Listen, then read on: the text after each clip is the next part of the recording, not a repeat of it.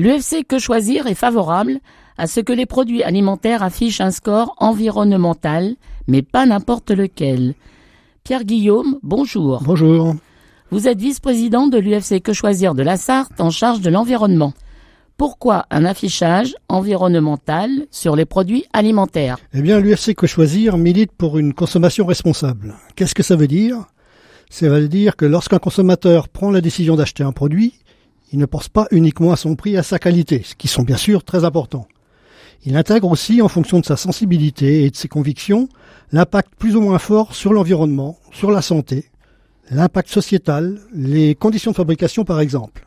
En outre, la loi relative à la lutte contre le gaspillage et l'économie circulaire de février 2020 ainsi que la loi climat votée en août 2021 prévoient d'instaurer un affichage environnemental obligatoire sur les aliments et le textile. Mais il faut que le consommateur soit informé rapidement avec un indicateur, un score simple à comprendre et visible par un étiquetage sur le produit ou sur son emballage. Vous connaissez tous le Nutri-Score qui permet spontanément de connaître la qualité alimentaire d'un produit, de la recette d'un plat préparé. Il se présente sous forme d'une échelle avec 5 cases allant du vert au rouge et de A à E. Y a-t-il des systèmes qui sont proposés actuellement pour mesurer l'impact environnemental ? Oui, il y en a 2 principaux qui sont en cours de test. Tous les 2 intègrent une note concernant aussi le bien-être animal.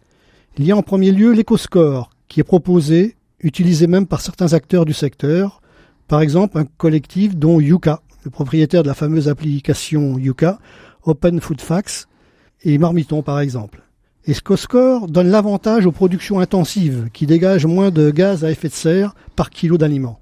Résultat, un kilo de pommes de l'arboriculture intensive avec 40 traitements de pesticides est classé au même niveau qu'un kilo de pommes bio, parfois même un peu mieux. Autre exemple, un lait d'alpage est moins bien classé qu'un lait de vache élevé en bâtiment. Par ailleurs, ce score ne différencie pas ou très peu les divers produits d'une même filière. Cela paraît évidemment incroyable. Quelle est pour vous l'explication ? EcoScore s'appuie sur l'analyse de cycle de vie du produit, de sa fabrication à sa fin de vie en passant par son utilisation. Ceci est valable évidemment pour un boulon, un lave-vaisselle, mais pas pour un produit alimentaire. Ainsi, EcoScore ne tient pas compte de l'impact sur la biodiversité, sur l'eau, sur les sols, sur l'emploi intensif des pesticides. C'est incroyable pour un système censé évaluer l'empreinte environnementale. Pour nous, associations de consommateurs, cela contribue au greenwashing et à la tromperie des consommateurs. Quel est l'autre système ? Je suppose que c'est celui que vous soutenez.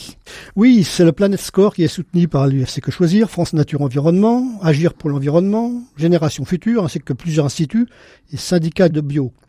Il tient compte, par exemple, de l'impact des pesticides, des antibiotiques sur la santé humaine et l'environnement, l'impact des modes de production sur la pollution de l'air et de l'eau, l'impact des modes de production sur la biodiversité terrestre et marine, le stockage du carbone par les prairies, etc., etc. Tout logiquement, une pomme bio est mieux classée qu'une pomme traitée aux pesticides et donc la production n'a pas contaminé la ressource en eau.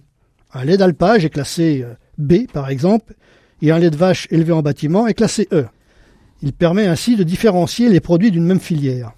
Le Planet Score est d'ailleurs plébiscité par les consommateurs à la suite de différentes enquêtes et est testé avec satisfaction depuis presque 2 ans par environ 200 entreprises. Qu'en est-il du futur score qui sera retenu ? Planet Score ou EcoScore ? Entre les deux, l'ADEME, qui est l'Agence de l'environnement et de la maîtrise de l'énergie, aurait dû faire figure de juge de paix. Cette agence publique pilote l'expérimentation chargée de déterminer le mode de calcul le plus pertinent pour le futur score.